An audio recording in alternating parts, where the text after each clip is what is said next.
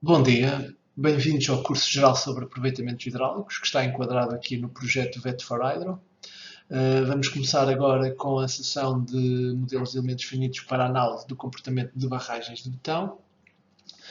O meu nome é Ivo Dias, sou investigador auxiliar no LNEC e esta apresentação foi feita em colaboração com o meu colega João Mata, também investigador no LNEC, e que apresenta no âmbito deste curso a sessão sobre modelos de interpretação quantitativa no apoio ao tratamento dos resultados da observação. Relativamente aos temas a abordar nesta sessão, vamos começar com os fundamentos teóricos dos modelos térmico e estrutural, em que apresento as equações diferenciais que são resolvidas pelo método dos elementos finitos. Depois vou apresentar as etapas da análise por elementos finitos, desde a definição conceptual do modelo e elaboração da malha, passando depois pela definição das condições de apoio, a aplicação das ações e a atribuição das propriedades dos materiais. E, finalmente, a resolução do problema, a validação dos resultados, nomeadamente comparando os resultados calculados com os da observação, sempre que estes estejam disponíveis, e aqui nesta última etapa faz a análise e a interpretação dos resultados. Apresento depois dois casos de aplicação, que são a barragem de Portaroca, que tem um perfil de gravidade e uma altura moderada, e a barragem da Bem Posta, que é um arco de gravidade aligerado com uma altura já mais elevada de cerca de 87 metros. Passo agora a fazer uma pequena introdução sobre os fundamentos do método dos elementos finitos. Este método é essencialmente uma técnica numérica que permite a solução das equações diferenciais que governam os fenómenos físicos, permitindo resolver problemas complexos de engenharia, nomeadamente aqueles que envolvem a análise estrutural e a transferência de calor. A principal ideia do método é dividir o domínio de uma estrutura em pequenos subdomínios, a que chamamos elementos finitos. Dentro de cada elemento, o comportamento das variáveis, tais como deslocamentos ou temperaturas, é então aproximado por funções de interpolação que permitem que o comportamento dessas variáveis dentro do elemento seja descrito a partir dos valores das variáveis nos nós. As funções de forma permitem assim aproximar um problema contínuo, descrito por equações diferenciais, num sistema discreto de equações lineares que podem ser resolvidas numericamente. Para a análise do comportamento de barragens de betão e alvenaria, vamos apoiar-nos essencialmente em dois modelos. Em primeiro lugar, o modelo estrutural, que permite calcular, resolvendo as equações da mecânica no domínio da barragem, a evolução dos campos de deslocamento, das tensões e das extensões devido às ações consideradas, tendo em conta o comportamento mecânico do betão e do maciço de fundação. Por outro lado, o modelo térmico permite calcular, resolvendo as equações da propagação do calor no domínio da barragem, a evolução dos campos de temperatura no betão da barragem devido a ações térmicas ambientais, tendo em conta as propriedades térmicas do betão e do maciço de fundação. A análise térmica de barragens é muito importante porque os campos de deslocamentos e tensões da barragem são muito influenciados pelo comportamento térmico da obra, isto em países onde existem grandes variações anuais da temperatura. Portanto, a ideia é utilizar um modelo térmico para calcular a temperatura no interior do betão ao longo do tempo e depois usar essas variações de temperatura calculadas como uma ação no modelo estrutural para calcular os efeitos estruturais dessas variações térmicas, nomeadamente em termos de deslocamentos e de tensões. Apresento aqui as equações diferenciais que são resolvidas pelo método dos elementos finitos no problema estrutural. As equações que estão aqui escritas, estão escritas na forma forte ou local, ou seja, são equações que têm de ser verificadas em todos os pontos do domínio. A primeira equação é a equação de equilíbrio, que garante o equilíbrio entre as tensões internas e as forças mássicas. Depois temos aqui a equação constitutiva, que relaciona as tensões com as extensões, a equação de compatibilidade, que permite calcular as deformações a partir dos deslocamentos, e as condições de fronteira, tanto em deslocamentos como em vetores de tensão. Recorrendo ao princípio dos trabalhos virtuais, podemos obter uma forma fraca equivalente destas equações, que é a equação que será discretizada pelo método dos elementos finitos. Usando as funções de forma para aproximar o campo de deslocamentos dentro do elemento finito, pode obter-se a seguinte equação de equilíbrio discretizada, em que K aqui representa a matriz de rigidez e F o vetor das forças externas. Portanto, esta expressão corresponde a um sistema de equações lineares que pode ser resolvido para encontrar o que corresponde ao vetor de deslocamentos. Apresento agora a equação diferencial da condução do calor transiente, que é a equação que é resolvida no modelo térmico. Esta equação descreve a forma como o calor se propaga no material ao longo do tempo, assumindo que não há geração de calor interno e que as propriedades térmicas do material são constantes. Esta equação é também usualmente designada por equação de difusão do calor, porque descreve o processo de difusão térmica, que é um mecanismo pelo qual o calor se propaga no material das regiões de alta temperatura para as regiões de baixa temperatura. Nesta equação temos aqui do lado esquerdo a derivada da temperatura em ordem ao tempo, do lado direito α é a difusividade térmica, que é calculado com esta expressão aqui, em que K é a condutividade térmica do material, ρ a densidade e C o calor específico. Aqui este símbolo nábula ao quadrado é o operador laplaciano, que corresponde à soma das segundas derivadas da temperatura em cada direção espacial, medindo, portanto, a difusão da temperatura no espaço. De seguida, temos aqui as condições de fronteira. Podem ser aplicadas temperaturas prescritas ou um fluxo de calor prescrito, por exemplo, um fluxo correspondente à radiação solar. Este termo aqui representa a transferência do calor por convecção, em que TA é a temperatura do fluido. No caso das barragens, será a temperatura do ar ou da água, consoante a superfície esteja submersa ou imersa. H é o coeficiente de convecção, que reflete a facilidade com que o calor é transferido entre a superfície e o fluido. Portanto, este coeficiente terá valores mais elevados nas superfícies em contacto com a água e mais baixos nas superfícies em contacto com o ar. Como a equação de difusão do calor é uma equação diferencial de primeira ordem no tempo, precisamos de informação sobre as condições iniciais do problema. Ou seja, precisamos de saber as temperaturas iniciais para, a partir daí, calcular como os campos de temperatura evoluirão ao longo do tempo. De forma semelhante à utilizada para o problema mecânico, podemos usar as funções de forma para aproximar o campo de temperaturas dentro do elemento finito. Pode depois derivar-se a seguinte equação do calor discretizada, em que M é a matriz de massa, que representa a inércia térmica do sistema, K a matriz de rigidez, que representa a resistência térmica à difusão do calor, F é o vetor das condições de fronteiras e T é o vetor das temperaturas nodais. Como a equação de calor é uma equação diferencial de primeira ordem no tempo, é preciso, para além da discretização no espaço, discretizar a equação no tempo. Existem várias possibilidades. Uma delas é aproximar a derivada da temperatura em ordem ao tempo pela diferença discreta entre os valores da temperatura em dois instantes consecutivos.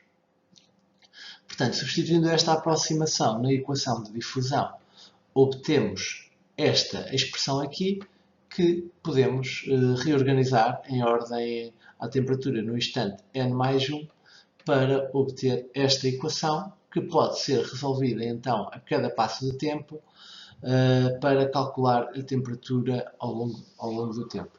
Portanto, esta metodologia corresponde ao método de Euler implícito. Nos slides anteriores apresentaram-se de forma expedita as equações que descrevem os fenómenos físicos. Aqui apresento as etapas que devem ser realizadas para fazer a análise por elementos finitos. A primeira etapa consiste na definição conceptual do modelo. Segue-se a elaboração da malha, a definição e atribuição das condições de apoio, a aplicação das ações e a definição das propriedades dos materiais. As etapas finais consistem na resolução do modelo, na visualização de resultados e validação do modelo e na análise e interpretação dos resultados. No contexto das análises por elementos finitos, é costume designar-se estas etapas iniciais em que se elabora a malha, se atribui as condições de apoio, se aplicam as ações e as propriedades dos materiais. Estas etapas são usualmente designadas por etapas de pré-processamento, Na etapa 6, o software processa todas as informações fornecidas e resolve o modelo com métodos de elementos finitos. E a etapa 7 de visualização de resultados e de validação do modelo é já uma etapa de pós-processamento de resultados. As análises por elementos finitos são concretizadas utilizando um software de elementos finitos. Refiro aqui alguns dos programas generalistas amplamente utilizados em diversas áreas de engenharia. Existem diversos programas comerciais, o ANSYS e o Abacus estão entre os mais conhecidos. Existem também várias opções gratuitas ou de código aberto. Refiro aqui o Codaster, o OpenSys, o FreeFab. Portanto, qualquer destes programas é uma ferramenta perfeitamente válida para conduzir análises de barragens, mas existem muitos outros programas que podem ser utilizados. Normalmente, os programas gratuitos ou de código aberto têm uma curva de aprendizagem um pouco mais exigente. Nós aqui no LNEC temos vindo a desenvolver ao longo do tempo o software que utilizamos nas nossas análises. Agora passo à descrição de cada uma das etapas da análise por elementos finitos. A definição conceptual do modelo refere-se à etapa inicial em que são tomadas decisões sobre os pressupostos ou hipóteses a considerar para diminuir a complexidade do problema, mas garantindo que o modelo é representativo do comportamento da obra. Assim, haverá que tomar decisões sobre se realizamos uma análise em 2D ou em 3D. Por exemplo, as barragens de gravidade de eixo reto podem ser analisadas em deformação plana em 2 dimensões. Temos de ponderar se representamos a fundação, se representamos a albufeira, se utilizamos um modelo contínuo ou de blocos separados por elementos de junta. Relativamente aos materiais, se são isotrópicos, homogéneos, qual o modelo constitutivo e quais as propriedades. Relativamente a este ponto, eu mais adiante vou referir quais as principais opções que se costumam usar para interpretar o comportamento de barragens. Deixo aqui um exemplo. Por exemplo, para uma análise sísmica é costume representar-se, para além da barragem, o maciço de fundação e a albufeira, para ter em conta a interação hidrodinâmica entre a albufeira e a barragem. Isto principalmente nas análises mais complexas. Também é usual representar as juntas de contração por elementos finitos de junta, uma vez que durante o sismo estas juntas abrem e fecham.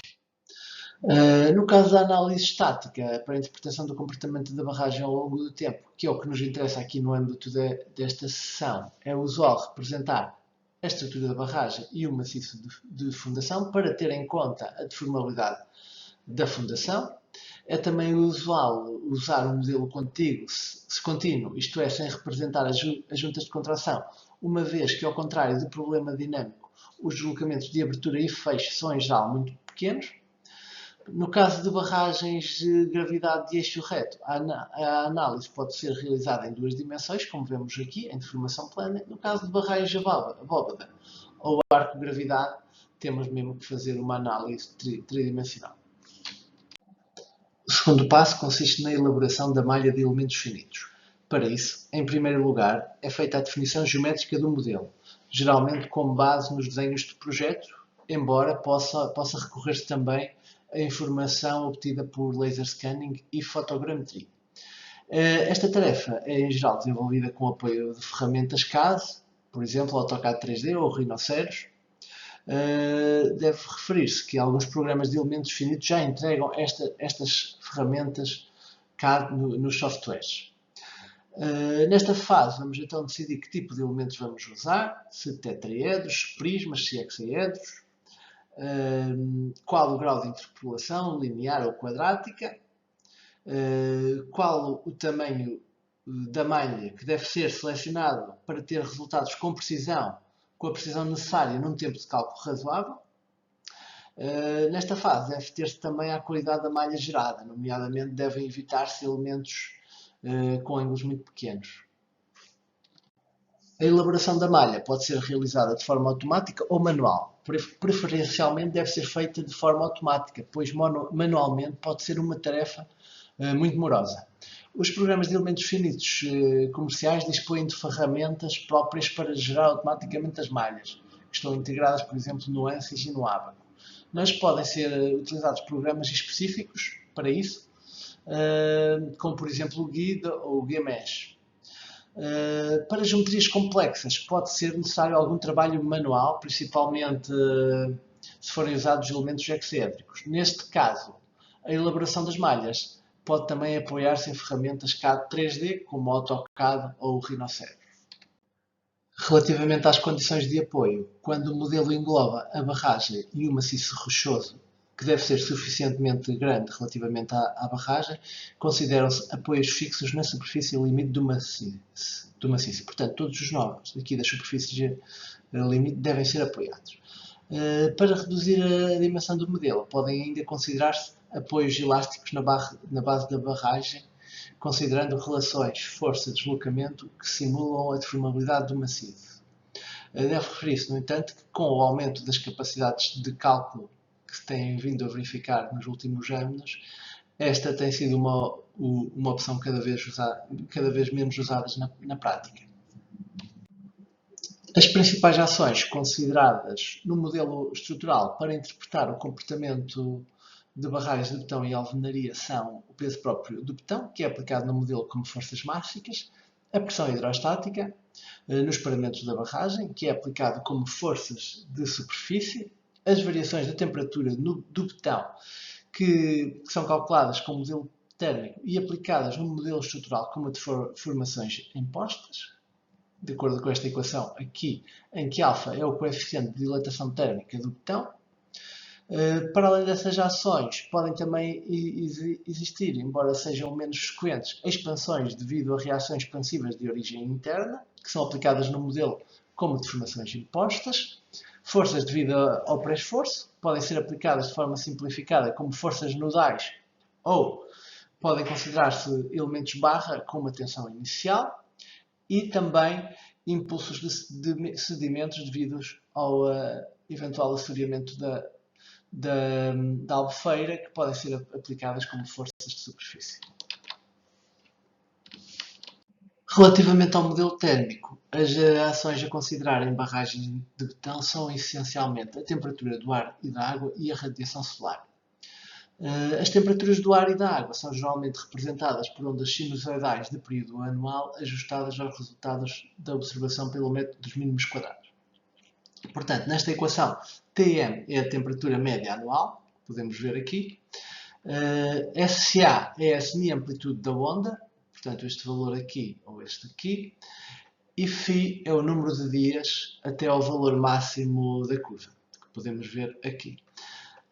As temperaturas podem depois ser aplicadas no modelo como temperaturas prescritas, nos nós da fronteira, de forma simplificada, ou através de condições de convecção.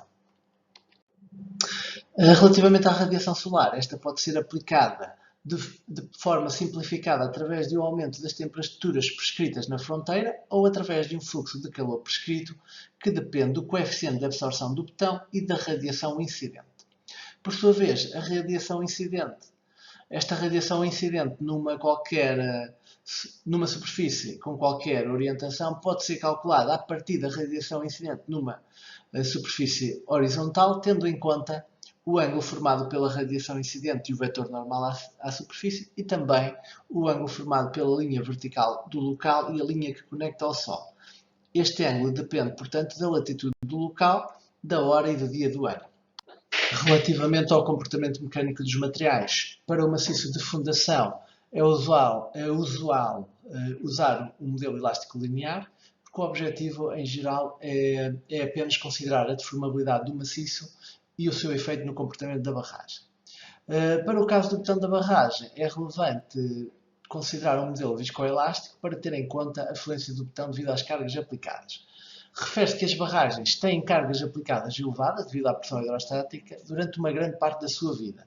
Portanto, para além da resposta elástica, vai existir uma resposta diferida significativa devido à fluência do betão, que é importante considerar.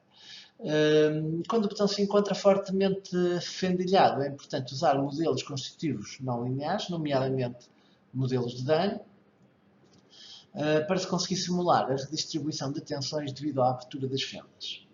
Relativamente ao comportamento térmico do betão, este é controlado essencialmente por estes três parâmetros: o coeficiente de difusibilidade térmica, que reflete, que controla a difusão de calor no betão, o coeficiente de convecção, que reflete a facilidade com que o calor é transferido entre a superfície e o fluido, e o coeficiente de absorção, devido à radiação solar, que corresponde à fração da energia solar que é absorvida por uma superfície. Portanto, superfícies escuras têm valores mais elevados.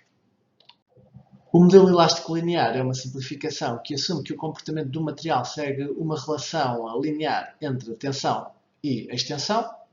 É frequentemente utilizado em projetos e em análises estruturais em que o material não sofre deformações excessivas e as tensões são baixas. Os parâmetros que descrevem as propriedades mecânicas do modelo são o modo de elasticidade e o coeficiente de Poisson. Portanto, esta é a matriz de elasticidade, considerando um material isotrópico. Aqui podemos visualizar a relação linear entre as tensões e as deformações. Como referido, o modelo viscoelástico é utilizado para descrever o comportamento do betão ao longo do tempo, especialmente em condições de carregamento contínuo. Destas condições, o betão exibe um comportamento dependente do tempo, onde a resposta à carga não é apenas elástica e instantânea, mas também apresenta deformações deferidas devidas à fluência do betão. Portanto, a equação constitutiva assume esta forma, em que J representa a função de fluência e T0 é o instante de aplicação das cargas. Para a função de fluência, para esta função aqui, existem várias propostas, nomeadamente as funções propostas por Bazan-Panula, a do Eurocódigo 2, entre outras. Para o botão de barragens, pode ser usada a função de fluência de Bazan-Panula, que tem aqui esta forma, e que está aqui representada graficamente para três instantes diferentes de aplicação de cargas. Por exemplo, para um tempo de aplicação de 1000 dias, ocorre uma deformação elástica imediata, e depois, com o passar dos anos, ocorre a deformação diferida, que neste caso em particular é da mesma ordem de grandeza que a resposta elástica. Por motivos computacionais, esta função é geralmente aproximada por uma série de exponenciais reais, uma série de Dirichlet, que corresponde à deformação de um corpo de Hooke e de uma cadeia de corpos de Kelvin associados em série que podemos ver aqui. Deve referir-se que esta abordagem é completamente geral e pode ser usada para aproximar a função de Bazan-Panula ou qualquer outra função de fluência. Portanto, após elaborar a malha, definir as condições de apoio, aplicar as cargas, atribuir as propriedades dos materiais, o passo seguinte é resolver o modelo. E neste passo, o software processa todas as informações fornecidas, a malha, as condições de apoio, as propriedades dos materiais, as cargas, e resolve o sistema de equações que descreve o comportamento do modelo, calculando deslocamentos ou temperaturas em todos os pontos nodais.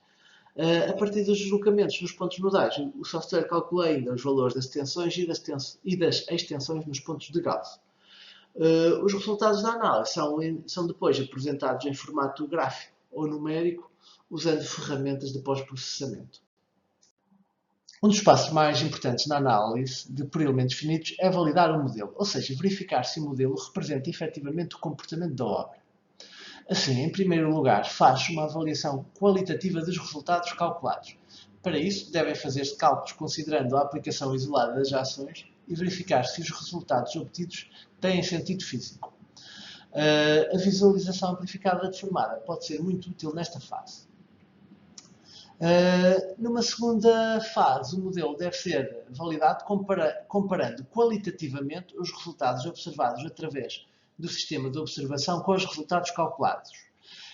Para barragens de média dimensão, existem geralmente deslocamentos verticais, observados através de nivelamentos ou extensão das fundações, e também deslocamentos horizontais, observados por fios de prumo e planimetria, que podem ser usados para validar os campos de deslocamentos calculados. Em algumas obras existem também instalados extensómetros e tensómetros que podem ser usados para validar as extensões e as tensões. Também podem estar instalados termómetros que podemos usar para validar as temperaturas calculadas com o modelo térmico. A última fase da análise é a interpretação do comportamento da obra. Refiro aqui apenas alguns aspectos a ter em conta na interpretação do comportamento de barragens. Deve verificar-se quais as ações que condicionam o comportamento da obra. Geralmente, no caso de obras de gravidade e em países em que as variações térmicas anuais são elevadas, como é o caso de Portugal, o comportamento da obra é dominado pelas ações térmicas ambientais. Já no caso de barragens e abóbada, o efeito da pressão hidrostática é mais relevante, uma vez que as secções são mais flexíveis. Deve também verificar-se se os deslocamentos observados e calculados são reversíveis e coerentes com a evolução das ações. Pode acontecer que os deslocamentos calculados sejam reversíveis, mas os observados não, o que quer dizer que falta alguma coisa no modelo, sejam expansões, sejam movimentos da fundação ou outra razão. Deve também ser avaliado o estado de tensão da obra, verificar se as compressões são compatíveis com a resistência mecânica do betão e verificar também se existem trações superiores à resistência à tração do betão e, caso existam, se existem fendas compatíveis com essas trações nas mesmas zonas da obra. Passo agora a apresentar um exemplo de aplicação relativa à barragem, ao comportamento da barragem de Portaroca. Esta barragem está implantada no rio Balsemão, que é afluente do rio Varosa, que por sua vez é afluente do rio Douro. Está aqui localizado no centro-norte de Portugal. Foi construída entre 2007 e 2009 e recentemente foram instaladas no descarregador de cheias com portas de charneira do tipo Ubermeier. Portanto, a finalidade da Albufeira é abastecimento urbano de água e a Albufeira tem um volume total armazenado de 3,6 hectómetros cúbicos para uma área inundada de 43 hectares. A barragem tem um perfil de gravidade, sendo composta por um total de 20 blocos.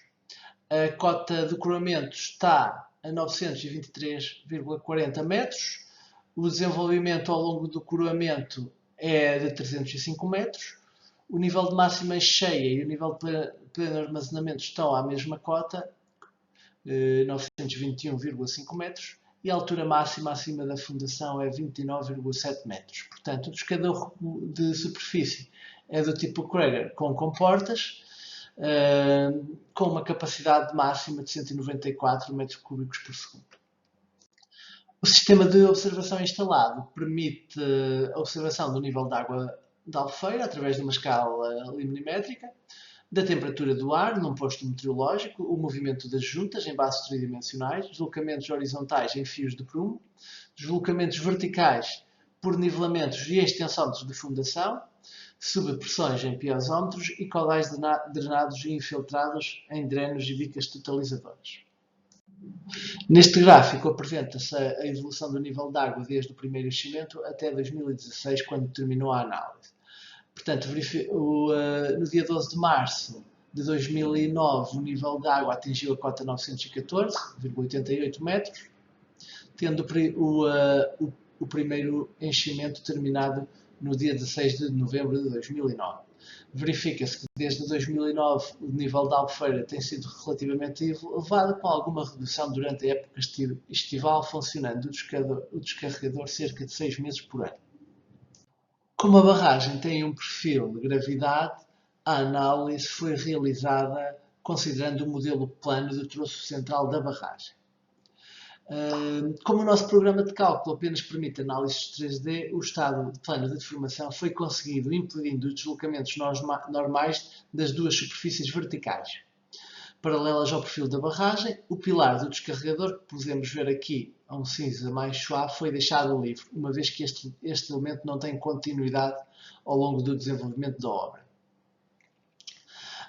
O desenvolvimento do modelo na direção normal ao perfil foi considerado então igual à largura do pilar do descarregador de superfície. A malha de elementos finitos é composta por um total de 1204 pontos nodais e 148 elementos finitos tridimensionais de 20 nós, dos quais 78 pertencem ao corpo da barragem, 11 ao pilar do descarregador e 59 à fundação. Relativamente ao modelo térmico, como condições de fronteira foram prescritas as temperaturas do ar e da água nos pontos nodais das superfícies exteriores do modelo, consoante a superfície estava em contacto com o ar ou com a água. Não foram considerados os efeitos da radiação solar. Relativamente às propriedades térmicas, para a difusibilidade térmica do betão foi considerado um valor de 0,13 e para o coeficiente de dilatação térmica um valor de 1 × 10⁻⁻⁵. As ações térmicas correspondentes à temperatura do ar e da água foram representadas no modelo por ondas sinusoidais de período anual, tendo a curva da temperatura do ar sido ajustada às temperaturas observadas no local da obra usando o método dos mínimos quadrados. Portanto, estas eram as temperaturas no local da obra que estavam disponíveis na altura. Neste gráfico podemos visualizar aqui a vermelho a curva ajustada para a temperatura do ar. Relativamente à temperatura da água, foram definidas 3 curvas para diferentes profundidades à superfície, em que se considerou a temperatura da água igual à temperatura do ar, a 10 metros de profundidade e a 20 metros de profundidade. Para estas profundidades as curvas foram ajustadas com base nas temperaturas obtidas a partir das amostras de água recolhidas a diferentes profundidades em campanhas realizadas pela UNEC, e pode observar-se aqui que a temperatura em profundidade, a temperatura média, mantém-se constante, cerca de 10,5 graus, o que diminui é a semi-amplitude. Apresento agora alguns resultados do modelo térmico. Nesta barragem não existem termómetros embebidos no betão, portanto a validação do modelo é feita apenas qualitativamente, verificando se os resultados calculados têm sentido físico. Verifica-se genericamente, como esperado, nas zonas próximas do núcleo, devido à grande inércia térmica da barragem, as temperaturas são próximas ao longo de todo o ano da temperatura média anual, enquanto que nas zonas próximas dos paramentos existem grandes gradientes térmicos ao longo do ano, provocadas pelas ondas térmicas do ar e da água. Portanto, no paramento de montante, que está submerso durante a maior parte do ano, as variações da temperatura são menores, são menos acentuadas que as variações de temperatura junto ao paramento de jusante. Como podemos observar aqui, a 15 de janeiro temos uma temperatura próxima de 3 graus, enquanto que em julho temos uma temperatura à volta dos 18 graus. Relativamente ao comportamento do betão da barragem, foi representado por um modelo viscoelástico linear com uma função de fluência de Bazin-Panulla nula, que está aqui representada graficamente nesta figura para 3 unidades de carga. O coeficiente de Poisson foi considerado igual a 0,2. Relativamente ao maciço rochoso de fundação, o seu comportamento foi representado por um modelo elástico linear com um módulo de elasticidade de 10 gigapascais e um coeficiente de Poisson de 0,2. As ações consideradas no modelo estrutural foram o peso próprio, através de forças mássicas verticais, a pressão hidrostática, através de forças de superfície aplicadas no paramento montante da barragem, e as variações de temperatura no betão, que foram calculadas com o modelo térmico. Aqui neste gráfico podemos ver a discretização mensal do nível da albufeira que foi utilizada no cálculo. Passamos agora aos resultados obtidos com o modelo estrutural. Neste gráfico compara-se o deslocamento horizontal observado num fio de pruma à cota 923, que está aqui representado a vermelho, com o deslocamento calculado com o modelo, que está aqui representado a cinza. Verifica-se que existe globalmente uma boa concordância entre os valores observados e calculados, sendo que os valores calculados são ligeiramente inferiores aos observados. Esta diferença, que em algumas épocas é significativa, pode dever-se à ocorrência no verão de alguns períodos em que as temperaturas médias que ocorreram na obra foram superiores às consideradas com a onda térmica anual do ar. Nesta segunda figura faz-se a representação separada dos efeitos da curva calculada. A vermelho estão representados os deslocamentos devidos às variações térmicas, que são a parcela dominante, com uma amplitude de cerca de 5 mm.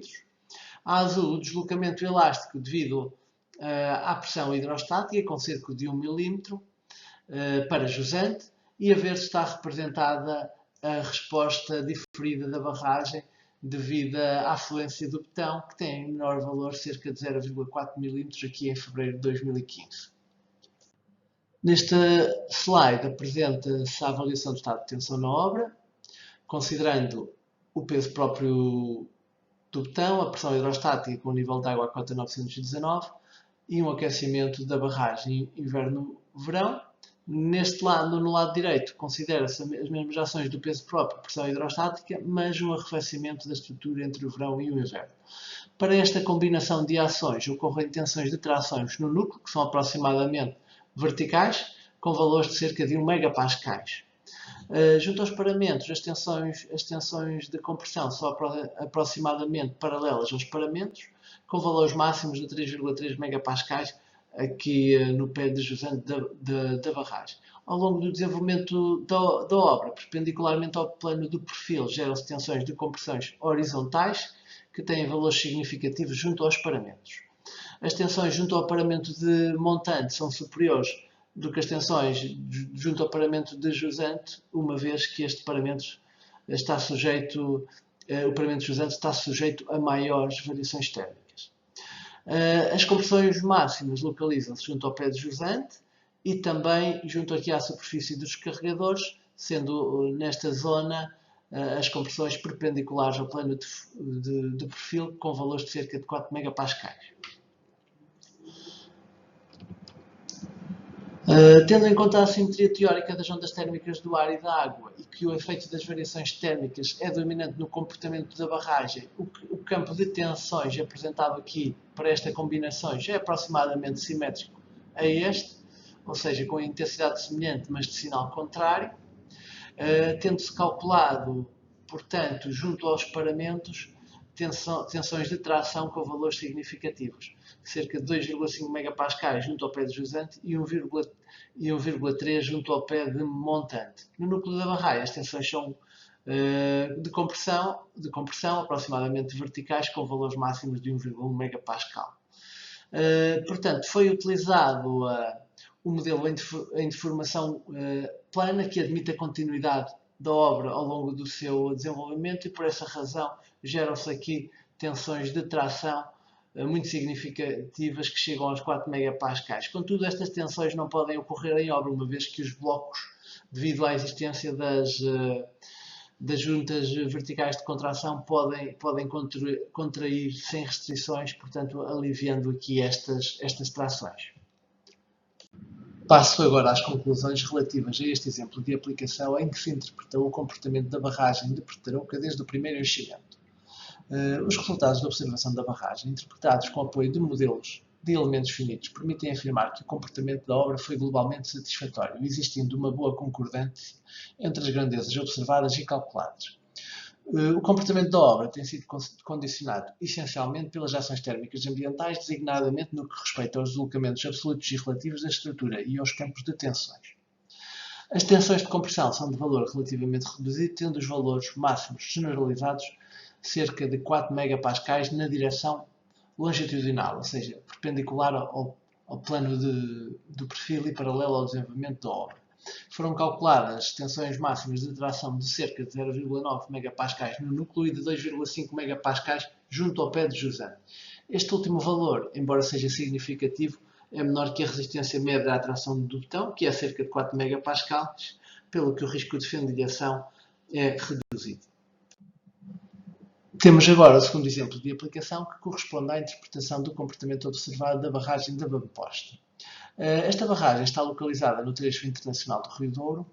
É uma barragem de arco-gravidade aligerada, com uma grande cavidade aqui no interior do betão, que podemos observar aqui nesta figura. Está definida em planta por arcos circulares, entrou em serviço em 1964, tem uma altura máxima de 87 metros e um desenvolvimento de 297 metros. É formada por 25 blocos separados por juntas de contração. O descarregador de cheias está aqui sobre os blocos centrais e permite descarregar 11.000 metros cúbicos por segundo. A barragem está fundada num maciço rochoso constituído por granitos e migmatitos. No betão desta barragem foram identificadas reações expansivas de origem interna que fazem com que o betão aumente de volume. As evidências do fenómeno expansivo foram identificadas na década de 90, cerca de 30 anos após a construção da obra, através da observação de deslocamentos progressivos verticais para cima e radiais para montante. Portanto, nesta figura podemos ver a evolução dos deslocamentos verticais ao longo do tempo, em que se verifica claramente o empolamento do coroamento. Foi também observado o fecho dos vãos laterais do descarregador, ou seja, este ponto tende a deslocar-se para aqui devido à expansão desta parte da barragem, e este ponto tende a deslocar-se para a margem direita devido à expansão desta parte da barragem. Foram também observados os deslocamentos verticais nas juntas de contração e o incremento das extensões em alguns extensómetros corretores instalados no interior do betão. Aqui apresenta-se a malha de elementos finitos que foi desenvolvida. Devido à complexidade geométrica da barragem, a malha foi desenhada manualmente num programa CAD. Como se pode observar, a geometria da obra foi representada com bastante detalhe, incluindo aqui este grande vazamento, os muros-alas e os muros-alas do descarregador e o encontro da margem esquerda. A malha do maciço foi gerada de forma automática com o programa GUID a partir da inserção da barragem, como podemos ver aqui nesta figura. Optou-se por utilizar tetraedros na fundação para poder automatizar completamente a geração da malha da fundação, e podemos ver aqui o resultado da malha. Aqui temos uma vista da malha de elementos finitos do conjunto da barragem de fundação, que é constituída por elementos hexaedros de 27 nós no corpo da barragem e elementos tetraédricos de 10 nós na fundação. A malha tem um total de 31.181 pontos nodais e 8.300 elementos finitos, dos quais 2.235 são hexaedros de 27 nós e pertencem à barragem, e 6.065 são tetraedros de 10 nós que pertencem ao maciço. A opção por tetraedros de 10 nós, como referi, vê-se apenas à facilidade de gerar automaticamente a malha da fundação com boa qualidade, enquanto que a opção por 27 nós deveu-se a ter que garantir a boa ligação entre os elementos da barragem e da fundação. Relativamente às condições de fronteira usadas na modelação térmica, considerou-se transferência de calor sobre a fórmula de convecção nas superfícies exteriores da barragem em contacto com o ar, enquanto que nos pontos nodais das superfícies em contacto com a água foi atribuída diretamente a temperatura da água. Nas superfícies do modelo em contacto com o ar foi ainda considerado o efeito da radiação solar, tendo por essa razão sido utilizada uma discretização horária no domínio do tempo. Não havendo ensaios específicos, foram considerados para o betão uma condutividade térmica de 2,6, um calor específico de 920, um coeficiente de convecção de 25 e um coeficiente de absorção de 0,65, que são valores habituais usados para betões de barragens. As ações térmicas foram representadas através de funções harmónicas de período anual, tendo os parâmetros das curvas sido ajustados através do método dos mínimos quadrados às curvas observadas da temperatura do ar e da água a diferentes cotas. Isto porque no paramento da barragem da bem posta estão vários termómetros em profundidade. Verifica-se que a temperatura da água, a temperatura da média, diminui em profundidade e também que a semi-amplitude também diminui em profundidade. Nestas figuras apresenta-se em alçado e em cortes os resultados obtidos no cálculo térmico da barragem numa época fria, 29 de dezembro de 2019. Como esperado, as temperaturas são mais elevadas no núcleo e mais reduzidas junto aos paramentos. Verifica-se ainda que as temperaturas do lado da margem direita são superiores às temperaturas do lado da margem esquerda devido à maior incidência da radiação solar nesta zona. Verifica-se ainda que no paramento de montante a temperatura aumenta em profundidade, o que se deve ao facto da temperatura da água mais profunda ser mais próxima da temperatura média anual. Nesta figura faz-se a comparação entre as temperaturas calculadas com o modelo térmico e os valores observados nos termómetros embebidos no corpo do betão. À cota 385, portanto, no bloco 6G, que é este, os gráficos estão aqui ordenados de jusante para montante.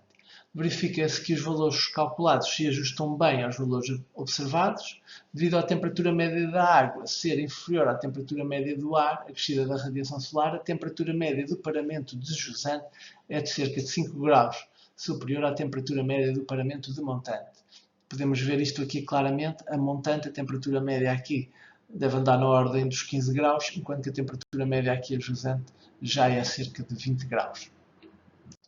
Relativamente ao modelo estrutural, foram consideradas as ações correspondentes ao peso próprio do betão, através de forças mássicas verticáveis, a pressão hidrostática, aplicadas através de força de superfície no paramento de montante, as variações da temperatura no betão, que foram calculadas com o modelo térmico, e as expansões. Foi usada uma discretização semanal no domínio de tempo, e podemos ver aqui neste gráfico a evolução do nível da albufeira ao longo do tempo, em que se verifica que houve alguns abaixamentos significativos. Nesta figura apresentam-se as curvas de expansão livre estimadas para o betão, considerando uma temperatura de referência de 14,5 graus, que corresponde mais ou menos à temperatura média no local da obra. Os parâmetros das curvas foram estimados a partir dos valores observados nos tensómetros corretores, nos resultados da observação de deslocamentos verticais e nos resultados da modelação estrutural através de um processo de calibração.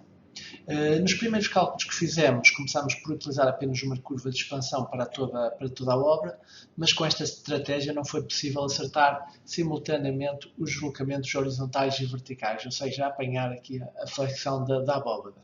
Acabamos por avançar para o zonamento aqui indicado, considerando expansões bastante menores na perna de jusante, na zona C, o que, na nossa opinião, pode dever-se à falta de água nesta zona para alimentar a reação, uma vez que este grande vazamento aqui nesta região pode impedir a passagem da água da albufeira de montante para jusante.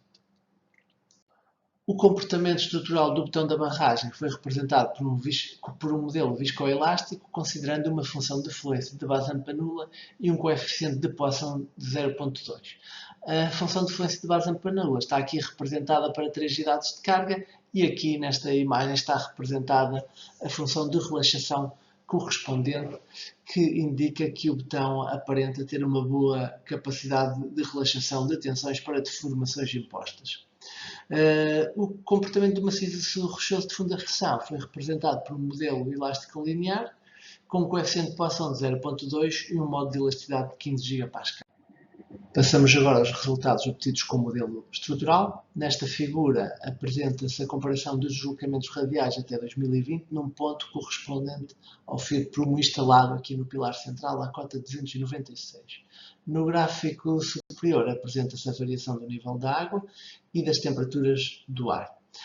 No gráfico intermédio faz-se a comparação entre os resultados calculados, aqui a curva a verde, com os resultados observados em fios de prumo, a amarelo, e os resultados observados com métodos geodésicos, representados aqui com uma cruz, verificando-se um bom ajuste entre os valores calculados e observados. No gráfico inferior apresenta-se novamente a resposta calculada, mas representando separadamente os diferentes efeitos. Assim, a curva laranja corresponde ao efeito das expansões, a curva a vermelho corresponde à resposta devido às variações térmicas, enquanto que a curva a verde representa a resposta devido ao peso próprio e pressão hidrostática, e a curva azul a resposta diferida devido à fluência do betão. Verifica-se que até 1990 o comportamento da obra foi reversível, dominado pelo efeito das variações térmicas, que tinham uma amplitude de cerca de 12 mm. A partir de 1990 ocorrem deslocamentos permanentes para montante, devido às expansões, que são atualmente dominantes no comportamento da obra, cerca de 26 mm, aqui em 2020. Os deslocamentos elásticos devido à pressão hidrostática são para jusante e da mesma ordem de grandeza que os deslocamentos devido à fluência do betão. Nesta figura apresentam-se os deslocamentos verticais observados através de nivelamento geométrico de precisão no topo do pilar aqui do bloco central, fazendo-se a comparação com os deslocamentos calculados com o modelo estrutural, verificando-se o bom acordo conseguido. Aqui no gráfico em baixo faz-se a representação separada dos diferentes efeitos e podemos verificar que o deslocamento vertical é essencialmente devido à ação expansiva. Nas figuras do lado esquerdo apresentam-se as tensões principais nos paramentos devido à ação conjunta do peso próprio, da pressão hidrostática no paramento de montante e das expansões, enquanto que do lado direito se apresentam as tensões devidas apenas às expansões. Podemos ver aqui que para este conjunto de ações o estado de tensão é na generalidade de compressão. No paramento de montante, as compressões máximas localizam-se ao longo da inserção da barragem na fundação, atingindo valores de cerca de 10 megapascais na zona do encontro da margem direita. No paramento de jusante, as compressões máximas são cerca de 6 megapascais, tanto no encontro do lado da margem direita como no encontro do lado da margem esquerda. Relativamente às tensões de tração, verifica-se que as mais significativas são aproximadamente verticais e ocorrem próximo dos encontros, sendo cerca de 2,7 megapascais no encontro do lado da margem esquerda a jusante. Devido apenas às expansões, o estado de tensão, de um modo geral, é também de compressão, mas existem trações no trecho inferior do paramento de jusante e nos encontros perpendiculares à inserção que ascendem a 3,6 megapascais aqui na zona dos encontros. Termino com as conclusões relativas a este exemplo de aplicação em que se interpretou o comportamento da barragem da bem posta. Verificou-se uma boa concordância entre as grandezas observadas e os valores calculados, tanto para as temperaturas como para os deslocamentos. As expansões são moderadas e os seus efeitos aparentes são pouco expressivos, mas confirmou-se que o comportamento da obra é muito influenciado pela ação expansiva. As compressões são elevadas ao longo da superfície de inserção a montante com direção normal a essa superfície, exceto nos arcos superiores, onde as tensões rodam no sentido da inclinação da superfície de inserção e atingem valores máximos de cerca de 10 megapascais. Como estes valores são elevados, devem ser acompanhados no controle da segurança da obra. A jusante, as expansões provocam trações com direção perpendicular à inserção que estão total ou parcialmente compensadas pelas compressões devidas ao peso próprio do betão e à pressão hidrostática, exceto no trecho superior junto aos encontros, em que existem trações de valores máximos de cerca de 3 megapascais. Muito obrigado pela vossa atenção.